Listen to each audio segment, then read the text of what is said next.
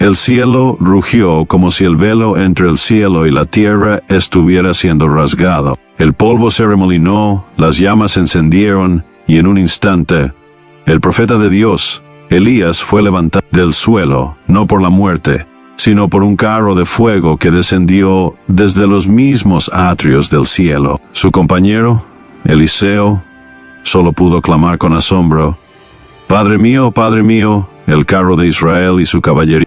Esto no fue una partida ordinaria. A diferencia de cualquier otro hombre, Elías no probó la muerte. Fue llevado vivo al reino de Dios, transportado por un torbellino sobrenatural, rodeado de un fuego que ninguna llama terrenal podría imitar. ¿Qué significa esto? ¿Por qué Dios escogió este modo de ascensión para Elías? ¿Y qué revela acerca de su gloria, su poder y su plan para la humanidad? Hoy entraremos en el misterio de ese carro de fuego, siguiendo la historia a través de la Escritura, la historia y la teología. Veremos no solo lo que ocurrió aquel día, sino también lo que significa para nosotros como seguidores de Cristo, que esperamos la venida final del carro celestial que un día llevará a los fieles a su hogar.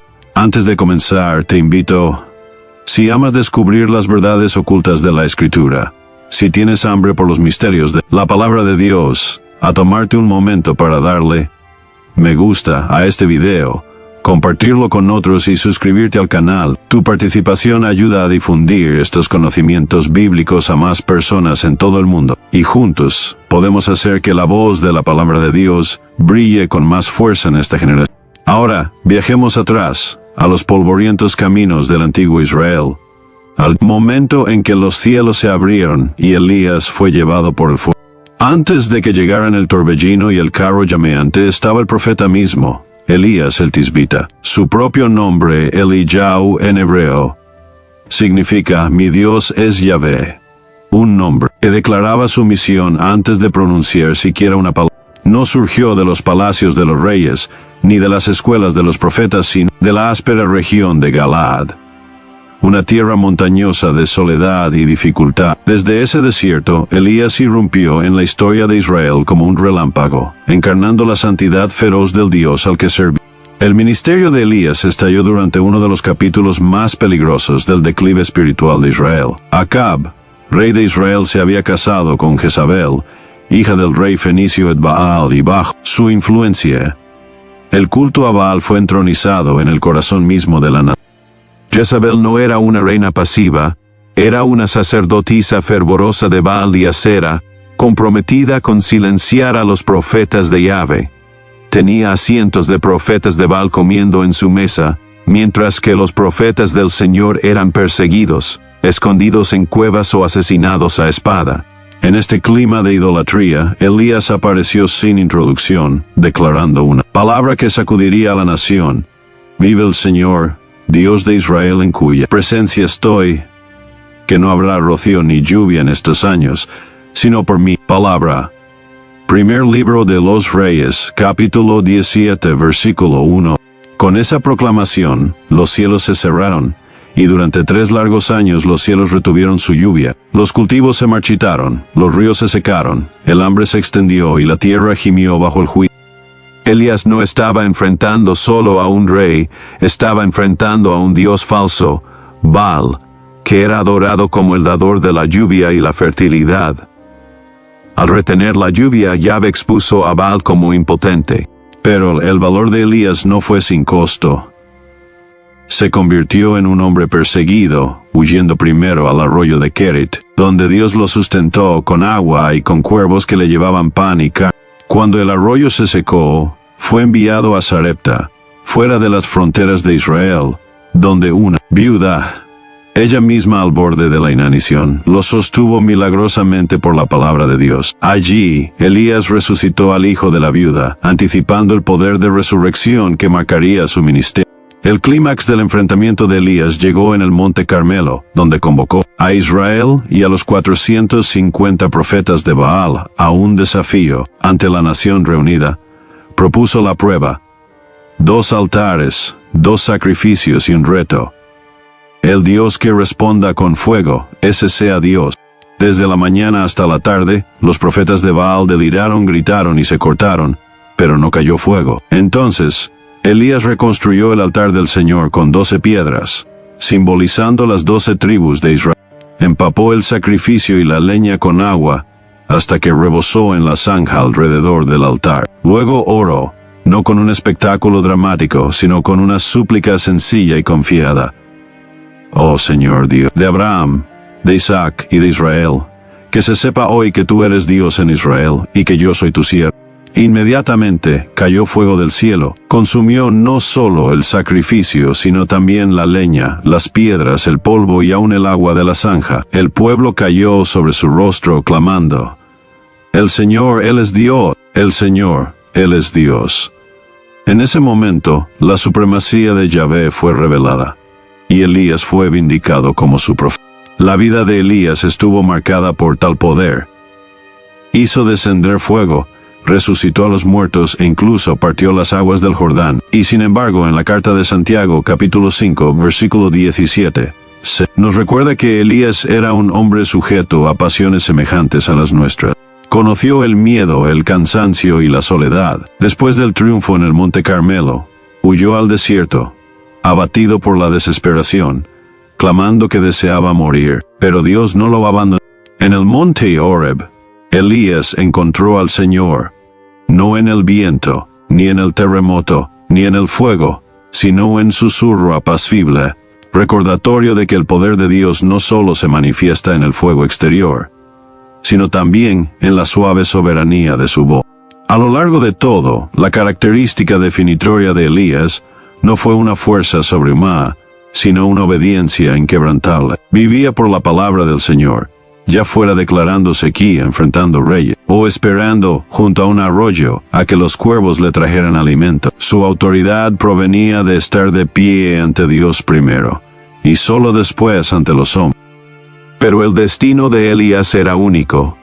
A diferencia de los patriarcas, jueces y reyes antes que él, su historia no terminaría con sepultura en el polvo, porque Elías fue elegido para salir de este mundo de una manera que testificara no solo la gloria suprema de Dios, sino también su poder absoluto sobre la muerte. El mismo profeta que había hecho descender fuego del cielo sería llevado hacia arriba en un carro de fuego, vivo, hasta los atrios del cielo.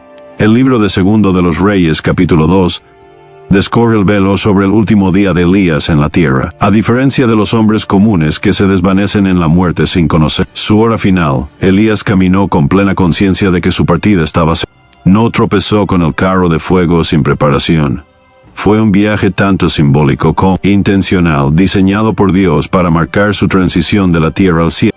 Esa mañana, Elías comenzó en Gilgal, el lugar donde Israel acampó por primera vez después de cruzar el Jordán, bajo el liderazgo de Josué. Fue allí donde la nación renovó su pacto mediante la circuncisión, quitando la vergüenza de Egipto.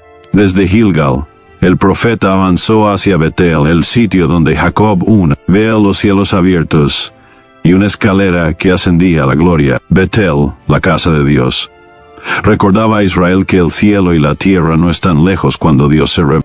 Desde Betel, Elías se trasladó a Jericó, la ciudad donde Dios había mostrado su poder derribando sus muros bajo Josué. Jericó permanecía como un testimonio de que Dios pelea por su pueblo y lo libera cuando camina. Y desde Jericó, Elías viajó hasta el río Jordán mismo, la línea divisoria entre el desierto y la promesa, el lugar de los cruces divinos.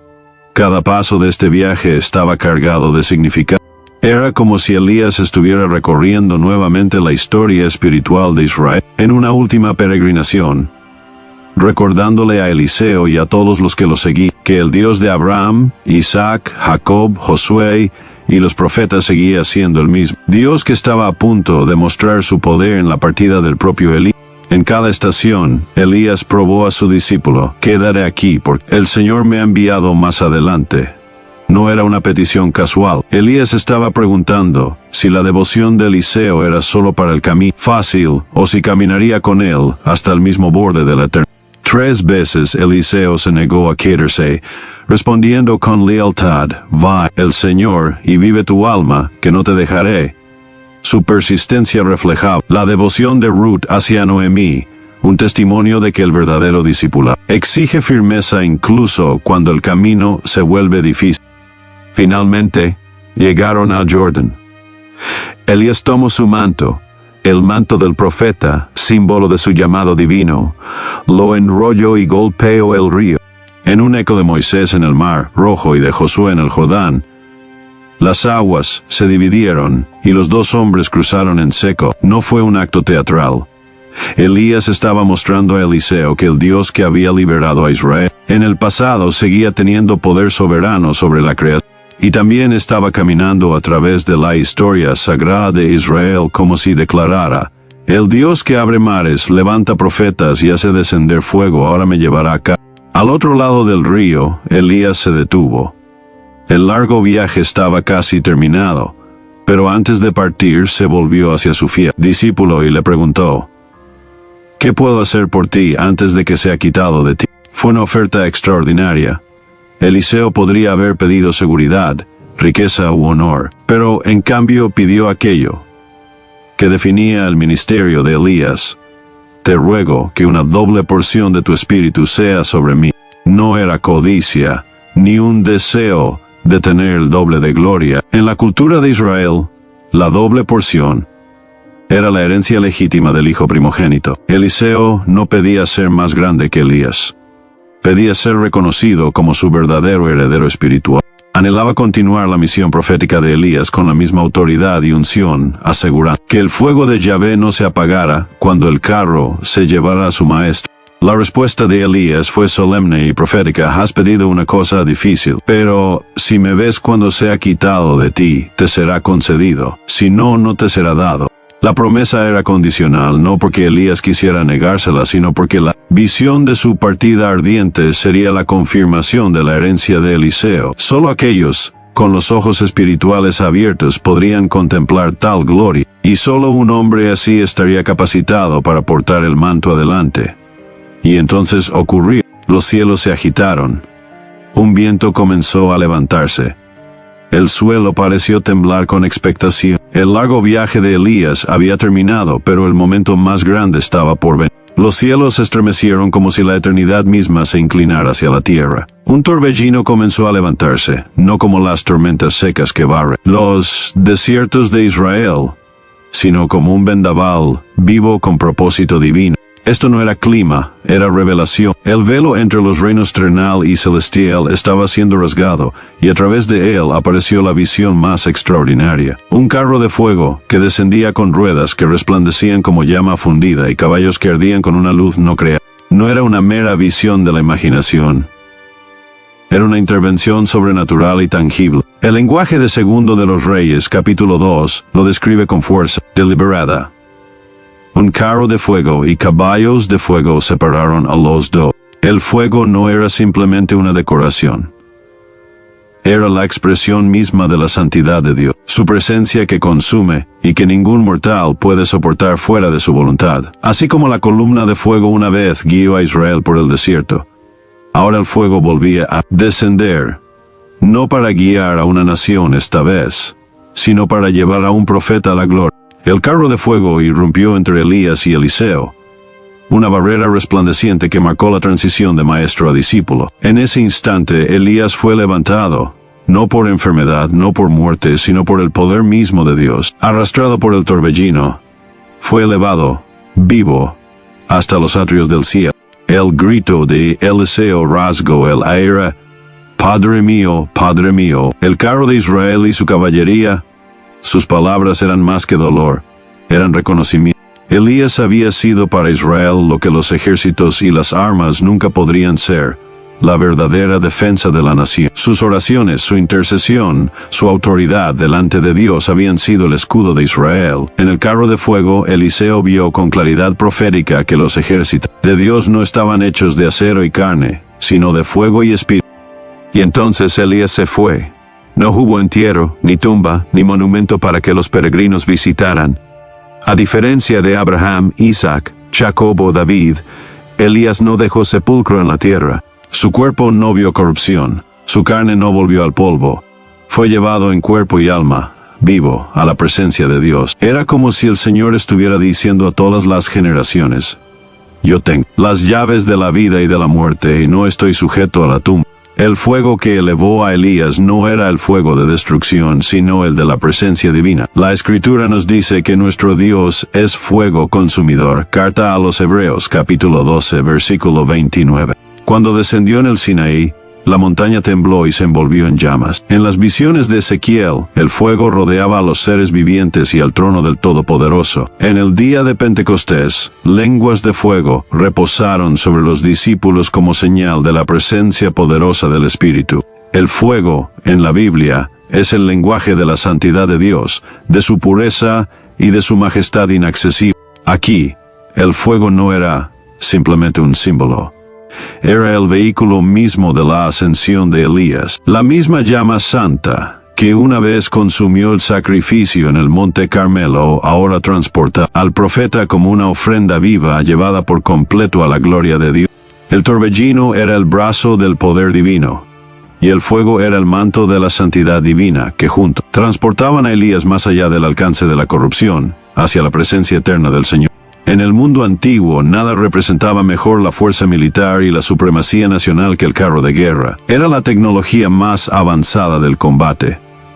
Los faraones de Egipto entraban en batalla con miles de ellos. Las inscripciones asirias talladas en piedra se jactaban de carros que aplastaban enemigos bajo sus ruedas.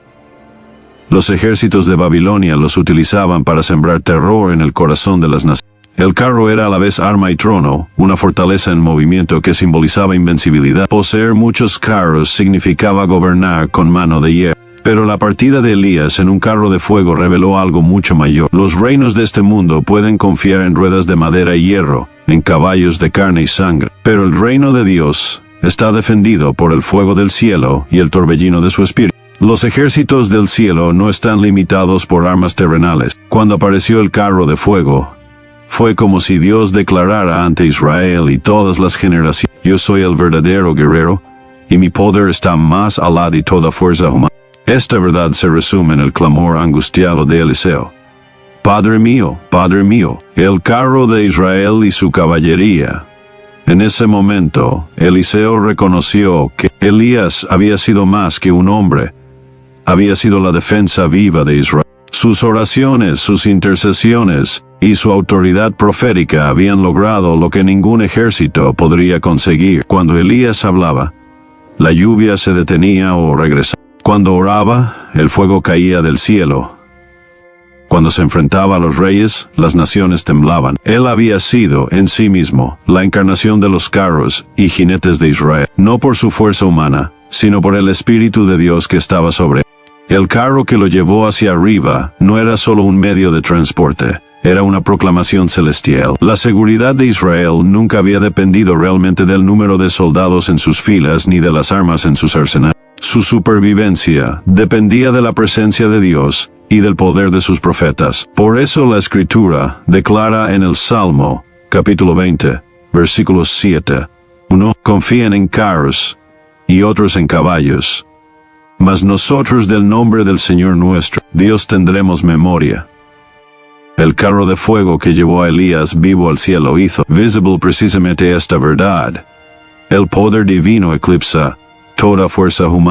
Este tema recorre toda la Biblia. En el Mar Rojo, los carros del faraón fueron tragados por las aguas cuando persiguieron a Israel. En el libro del profeta Isaías, capítulo 31, versículo 1, el profeta advirtió: Ay de los que descienden a Egipto en busca de ayuda y confían en caballos, y confían en carros porque son muchos, pero no miran al Santo de Israel. Y en las visiones de Zacarías, Dios reveló carros celestiales que salían de su presencia, moviéndose con autoridad divina sobre la tierra. Todos estos pasajes apuntan a la misma realidad. Los carros humanos se derrumban, pero los carros de Dios permanecen. Así, la ascensión ardiente de Elías se convierte en algo más que una salida milagrosa. Es un sermón visible predicado a reyes y naciones. El verdadero defensor de Israel no cabalga sobre ruedas de hierro, sino sobre llamas de gloria.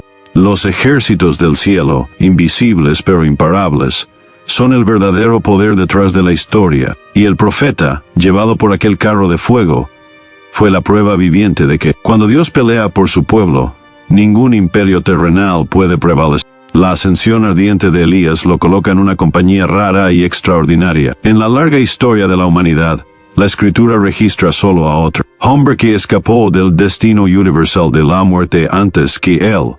Enoc. El libro del Génesis, capítulo 5, versículo 24, nos dice: con una misteriosa brevedad caminó Enoc con Dios y desapareció porque Dios se lo llevó. Mientras todas las genealogías de Génesis repiten el mismo estribillo solemne, y murió, la historia de Enoc rompe el patrón. En lugar de una tumba, hubo desaparición en la presencia de Dios. Juntos, Enoc y Elías permanecen como testimonios vivientes de la soberanía de Dios sobre la muerte. Son excepciones que confirman una verdad mayor: que el Dios que formó al hombre del polvo no está obligado a devolverlo al polvo. En sus vidas, Dios sembró los primeros indicios de su plan supremo, que la muerte, aunque universal, no es definitiva para quienes caminan con él. Son anticipaciones de la resurrección, vislumbres proféticos del poder que Cristo mismo manifestaría más tarde cuando conquistó la tumba. Sin embargo, hay un contraste sorprendente entre los dos. La traslación de Enoc fue silenciosa, oculta, casi secreta, sin exhibición de fuego, sin testigos, solo el simple testimonio de que agradó a Dios, y desapareció. La partida de Elías, en cambio, fue dramática, ardiente y pública.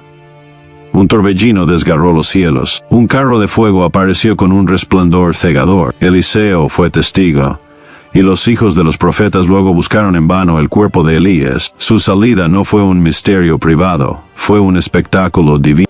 ¿Por qué esta diferencia? La toma silenciosa de Enoc reveló la intimidad personal de Dios con su siervo fiel. La partida ardiente de Elías, sin embargo, fue una señal profética para toda una nación, y finalmente, para el mundo. Declaró que Dios tiene poder para elevar a un hombre, cuerpo y alma, al cielo sin corrupción, sin decadencia, sin el aguijón de la muerte. Era como si Dios estuviera predicando a través del acontecimiento: lo que he hecho por uno, puedo hacerlo por muchos. La muerte no tiene la última palabra.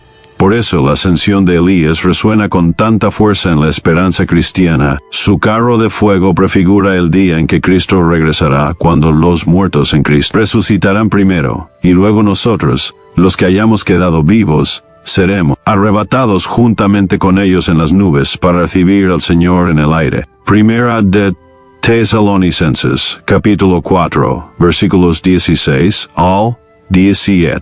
Así como Elías fue llevado a la gloria por el poder divino, así también los fieles serán transformados en un instante al sonar la trompeta de Dios. Enoc y Elías, por lo tanto, no son solo historias inusuales escondidas entre las páginas de la Biblia.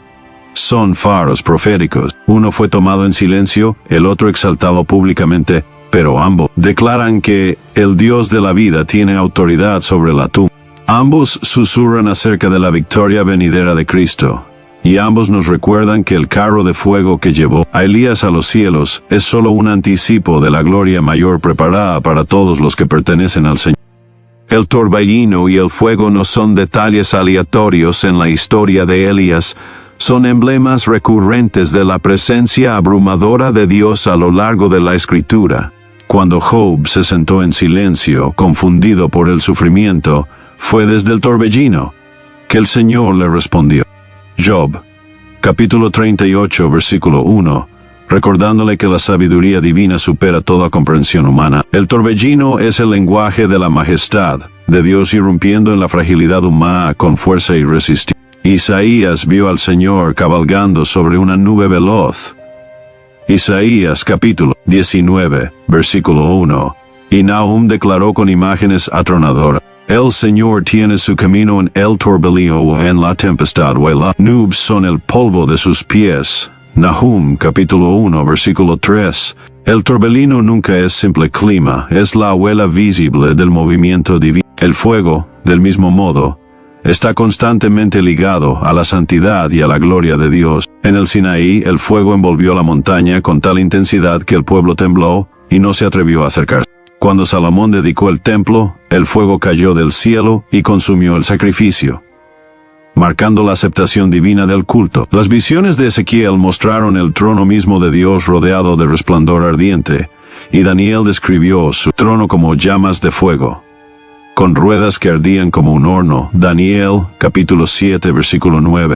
En el Nuevo Testamento, el fuego de Pentecostés descendió en forma de lenguas ardientes, simbolizando la presencia interior del Espíritu Santo. El fuego es el lenguaje bíblico de la pureza de Dios, de su juicio y de su presencia vivificante que consume y purifica a la vez. Cuando estas dos fuerzas, fuego y torbellino, aparecen juntas en la ascensión de Elías, señalan algo mucho más allá de una imagen poética. Era la puerta del cielo abriéndose. El torbellino era la fuerza de Dios levantando a Elías del reino de la mortalidad. Y el fuego era el manto de gloria que lo llevaba a los atrios de la eternidad. Fue una intervención divina hecha visible el momento en que el cielo literalmente irrumpió en la tierra para reclamar a un profeta como suyo. Para los cristianos, este acontecimiento no permanece aislado en la historia antigua. Apunta hacia el clímax del plan redentor de Dios. El apóstol Pablo nos dice que Cristo regresará en llama de fuego, según de Tesalonicenses, capítulo 1, versículo 8, y que en ese momento los santos serán arrebatados en las nubes para recibir al Señor en el aire. Primera de Tesalonicenses, capítulo 4, versículo 17. Así como Elías fue arrebatado a los cielos por el fuego y el torbellino, así también los creyentes serán reunidos con Cristo en poder y gloria. El carro de Elías no fue solo una despedida. Fue una sombra de la ascensión mayor que aguarda al pueblo de Dios. En el carro de fuego, entonces, vemos la teología convertida en espectáculo. Es la unión de dos verdades, que la presencia de Dios es indomable y santa, y que su promesa es segura. Aquellos que le pertenecen no serán abandonados a la corrupción, sino levantados hacia su gloria eterna. El carro de fuego de Elías no fue el final de su historia, fue la puerta hacia un papel más grande dentro del plan redentor de Dios. La misma escritura lo deja claro. El profeta Malaquías, escribiendo siglos después de la ascensión de Elías, declaró una de las promesas finales del Antiguo Testamento. He aquí, yo os envío al profeta Elías, antes que venga el día grande y terrible del Señor. Malaquías capítulo 4 versículo 5. Para Israel, esto significaba que el ministerio de Elías no había terminado. Su repentina partida en el fuego no fue una desaparición, sino una preparación, una señal de que su voz resonaría de nuevo antes de la llegada del Mesías. Esta expectativa estaba profundamente arraigada en la tradición judía. En cada comida de la Pascua, se reservaba una silla para Elías, esperando su regreso como el heraldo de la redención. Su partida ardiente se había convertido en una promesa de que volvería a anunciar la irrupción del reino de Dios. El carro que lo elevó vivo al cielo no solo lo llevó lejos, también lo posicionó como un mensajero para el futuro. El Nuevo Testamento revela cómo se cumplió esta promesa. Cuando el ángel Gabriel anunció el nacimiento de Juan el Bautista, dijo que el niño iría con el espíritu y el poder de Elías. Lucas capítulo 1 versículo 17. Volviendo el corazón del pueblo hacia Dios. El áspero vestido de pelo de camello de Juan, su predicación en el desierto, su valiente denuncia del pecado ante los reyes, todo ello evocaba al profeta ardiente que una vez se había enfrentado a Acab y a Jezabel. Aunque Juan no era la reencarnación de Elías, llevaba sobre sí el manto de su autoridad profética. Así como Elías preparó a Israel para volver de Baal a Yahvé, Juan preparó al pueblo para apartarse del pecado y recibir al Cristo que venía. Pero el papel de Elías en la redención no termina allí. En el monte de la transfiguración, siglos después de que el carro de fuego lo hubiera llevado, Elías apareció nuevamente, esta vez junto a Moisés, mientras hablaban con Jesús. Lucas capítulo 9, versículos 30 al 31. Moisés representaba la ley, Elías a los profetas, y juntos daban testimonio del que los cumplía a ambos. El hombre que había sido llevado al cielo sin conocer la muerte ahora estaba de pie, en gloria, hablando del sacrificio que Jesús estaba a punto de cumplir en Jerusalén. La presencia de Elías testificó que su ascenso ardiente no lo había apartado de los propósitos de Dios, lo había elevado dentro de la historia continua de la salvación. Así, el carro de fuego no fue simplemente una salida dramática del escenario de la historia, fue una transición hacia un servicio más grande. Elías se convirtió en testigo y precursor, un mensajero celestial que apuntaba a Cristo, y una señal profética de que las promesas de Dios no están limitadas por el tiempo. Su partida ardiente sigue siendo un faro que nos recuerda que el plan de Dios se extiende a través de los siglos, entrelazando profetas, apóstoles y, en última instancia, al mismo Mesías. ¿Qué significa el carro de fuego de Elías para nosotros hoy? Su ascenso no fue simplemente una maravilla antigua, fue una imagen profética, una parábola viva de lo que Dios tiene preparado para su pueblo. Primero, nos recuerda que la muerte no es el final. Para los que pertenecen a Cristo, hay una realidad mayor más allá de la tumba. El apóstol Pablo proclama en 1 Corintios capítulo 15 versículos 51 al 52, no todos dormiremos, pero todos seremos transformados, en un momento, en un abrir y cerrar de ojos, a la final trompeta. Así como Elías fue elevado a la gloria sin probar la muerte, así también el pueblo de Dios tiene la esperanza de la resurrección y de la transformación. Su ascenso ardiente anticipa lo que muchos cristianos llaman el arrebatamiento, el momento en que Cristo reunirá a su iglesia, tanto a los vivos como a los muertos, en su presencia. El carro de Elías fue un destello del futuro.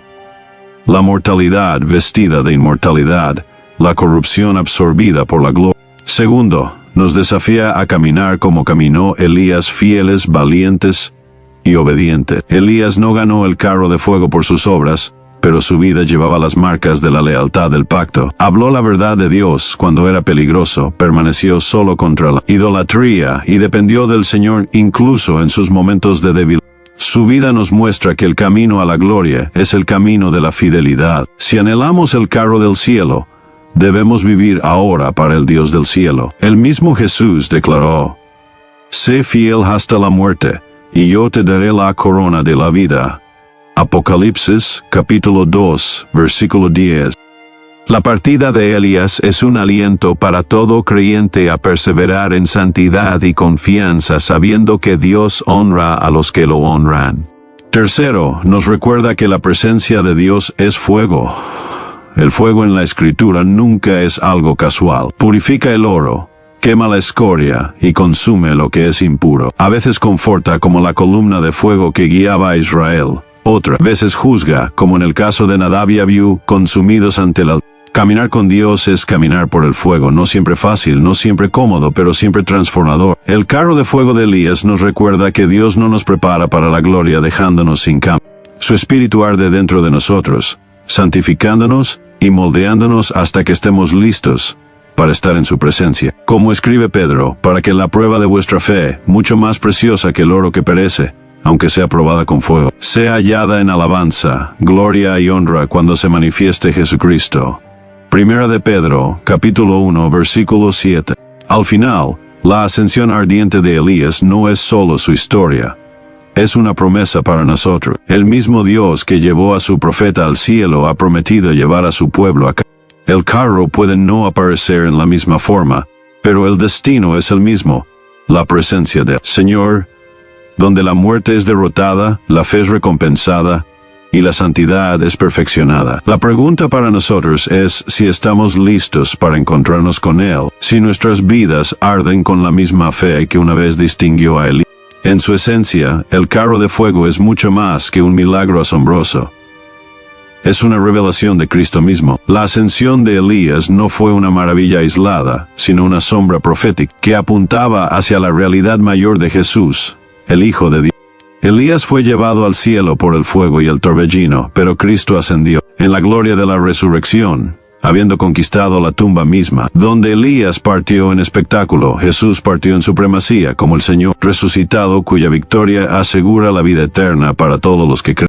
Los símbolos que rodean la partida de Elías encuentran su pleno significado en él. El torbellino fue la manifestación del poder de Dios, la fuerza irresistible que levantó a su siervo más allá del alcance de la mortalidad. El fuego fue el resplandor de la santidad de Dios, la pureza que consume, y en la cual no puede permanecer corrupción alguna. El carro fue el signo de la victoria de Dios sobre la muerte, declarando que sus escogidos no están atados a la tumba, sino destinados a la gloria.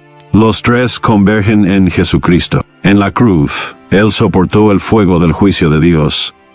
En la resurrección, triunfó sobre las cadenas de la muerte. En su ascensión, entró en los atrios del cielo como el precursor de todos los que lo seguían. No es coincidencia que antes de su muerte, Jesús dijera a sus discípulos: «Voy pues a preparar lugar para vosotros, y si me voy y os preparo lugar, vendré otra vez, y os tomaré a mí mismo». Juan capítulo 14, versículos 2 al 3. El carro de fuego de Elías fue un anticipo de esta promesa, una prefiguración visible de lo que Cristo garantizaría mediante su propia obra. Así como Eliseo vio a su maestro ser llevado, los discípulos encontraron en el monte de los olivos cuando vieron a Cristo elevarse hacia los cielos. Y así como Eliseo recibió una doble porción del Espíritu, también la iglesia recibió el Espíritu en Pentecostés, asegurando que el poder de Cristo continuara en la tierra hasta su regreso. Cuando miramos el carro de fuego de Elías, no estamos simplemente observando la despedida de un profeta. Estamos contemplando el Evangelio en forma simbólica. El triunfo del poder de Dios sobre la muerte, la santidad ardiente que prepara a su pueblo para la gloria, y la certeza de que el cielo no es un sueño, sino un destino prometido. El carro de fuego nos recuerda que lo que Dios hizo por Elías lo hará en una escala aún mayor por todos los que pertenecen a Cristo, porque un profeta fue levantado como señal, pero el día se acerca en que una multitud incontable será arrebatada para encontrarse con el Señor en el aire, recibida en la presencia eterna del Rey. El carro ardiente que llevó a Elías no es solo una historia del pasado, es una promesa para el futuro. Declara que nuestro Dios no está limitado por tumbas ni por corrupción. Él es el Señor del fuego y del torbellino, el Maestro de los ejércitos celestiales, el Dios que llama a sus siervos a casa en gloria. Y así como Elías fue llevado arriba, también los seguidores de Cristo serán arrebatados en su regreso. El carro de fuego nos espera no hecho de ruedas terrenales, sino de gloria divina. Por eso te pregunto, ¿estás listo para ese día? ¿Caminas en el espíritu de Elías, fiel a Dios aún en un mundo lleno de ídolos y falsos poderes? Porque el carro que una vez llevó a Elías es señal del carro que un día nos llevará a todos hacia los brazos de Cristo. Gracias por acompañarme en este recorrido a través de uno de los misterios más poderosos de la Escritura. Si este mensaje ha fortalecido tu fe y profundizado tu esperanza, te invito ahora, dale el me gusta a este video, compártelo con otros y suscríbete al canal para más enseñanzas bíblicas. Deja tus pensamientos en los comentarios.